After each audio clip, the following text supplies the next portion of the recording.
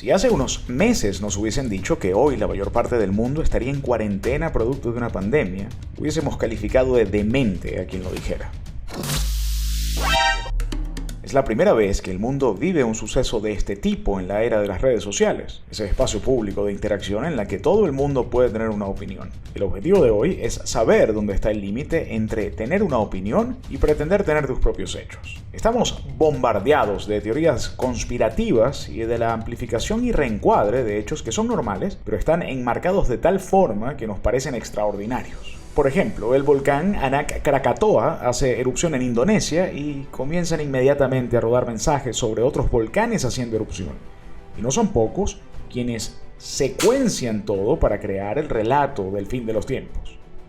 Nos topamos con titulares que asombran, como "El mundo amanece con 6 volcanes haciendo erupción simultáneamente". Y la verdad, son impresionantes. Pero, ¿6 es mucho o es poco? Pues según el geólogo español Nahum Méndez, es absolutamente normal que haya al menos 100 volcanes activos simultáneamente. A que 6 ya te impresiona menos. Piensa lo mismo cada vez que veas un encuadre similar cuando ocurra un sismo, un halo solar, una granizada.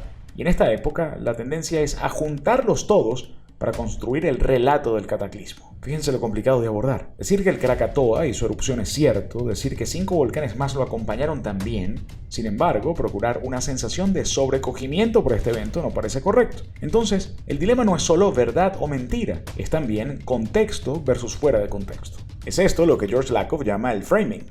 El encuadre es el tratamiento que le damos a los hechos para mostrarlos de cierta forma, que contribuyen a argumentar nuestra posición, aunque en el proceso estemos mostrando una parte interesada de la realidad. Comprende una forma más sofisticada y peligrosa de manipulación porque no hace falta mentir. Basta con tomar pequeños pedazos de la realidad y construir así una ruta crítica que sostenga lo que se va a comunicar. En el mejor de los casos, esos pedacitos que componen la historia pueden ser ciertos, pero el resultado final del relato termina siendo una visión imprecisa y ficticia. Aquí es prudente hacer una pausa para una diferenciación. Una cosa es el ángulo, y esto es mentir abiertamente mostrando una sola cara de las cosas, y usualmente cuando el problema es el ángulo, la mentira es fácil de detectar, como esta foto del príncipe William, que desde un ángulo lo hace parecer un maleducado, y desde este otro muestra solo a un príncipe levantando 3 dedos. La manipulación por encuadre es mucho más peligrosa, pues frente al cuestionamiento, el emisor puede exhibir uno de los pedacitos de realidad para legitimar toda la historia. La manipulación desde el encuadre equivale al criminal que siempre tiene una coartada y que necesita detectives muy astutos. Y hay algo peor. Estas versiones de historias están diseñadas para ser atractivas a la gente. Y así como esta foto, no comunica lo mismo un pedazo de ella que toda ella. Pero ¿por qué recibimos tanta información que busca exaltarnos? ¿Hay alguna agenda secreta de fondo? Lo más probable es que no. Un artículo reciente del New York Times, Karen M. Douglas, una psicóloga social que estudia la creencia en las conspiraciones, explica que los rumores y las afirmaciones increíbles son difundidas por personas comunes cuyas facultades críticas simplemente se han visto abrumadas por sentimientos de confusión e impotencia.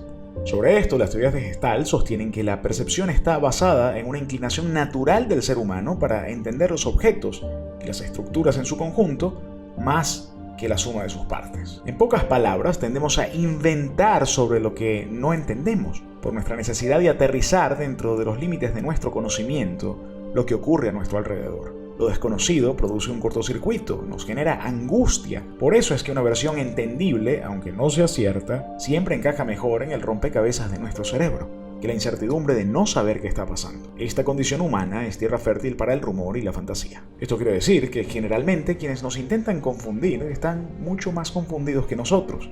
Y en la mayoría de los casos son gente sin ninguna mala intención. Y entonces, ¿cómo nos blindamos? No basta solo con el esencial llamado a validar las fuentes. Enfrentarse al mundo de hoy necesita un cambio de configuración en nuestra forma de abordar la información y el conocimiento, y como casi todo, la respuesta está en la historia. Aquí una pista. Para estos casos, el principio de la navaja de Occam, en honor a Guillermo Occam, un filósofo inglés del siglo XIII, es bastante claro. En igualdad de condiciones, la explicación más simple y suficiente es la más probable, pero no necesariamente la verdadera. Esto no quiere decir que las teorías complejas no son válidas, pero es un llamado a revisar 2 veces una explicación que parezca demasiado sacada de la sección de ciencia ficción de Netflix. En momentos como estos, de mucha ansiedad, los seres humanos buscamos inventar historias complejas cuando la verdad no satisface nuestras necesidades. En el marco de la crisis del COVID-19, La OMS ha catalogado esto como infodemia. Existe además un placer en sentirse en ventaja al manejar información que la mayoría desconoce. Es ese motor que despierta la máquina de las teorías conspirativas. Maslow lo coloca casi en la cúspide de su pirámide como reconocimiento. ¿Y por qué es peligroso en este momento la propagación del virus de la desinformación? Porque no es lo mismo recibir teorías sobre el fin del mundo un día cualquiera que después de haber pasado 30 días encerrado en tu casa. Seguramente alguno de ustedes ha ido alguna vez a una marcha o concentración. En ese momento somos masa y ante el más mínimo estímulo,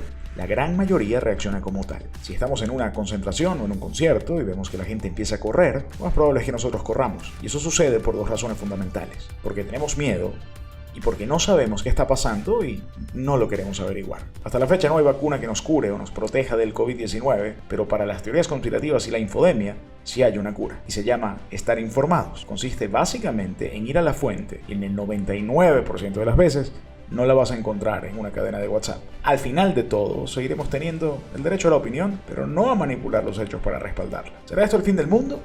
Seguramente será el fin del mundo como lo conocemos, y más nos vale prepararnos para salir a la calle y reconstruirlo entre todos. Pero mundo siempre habrá.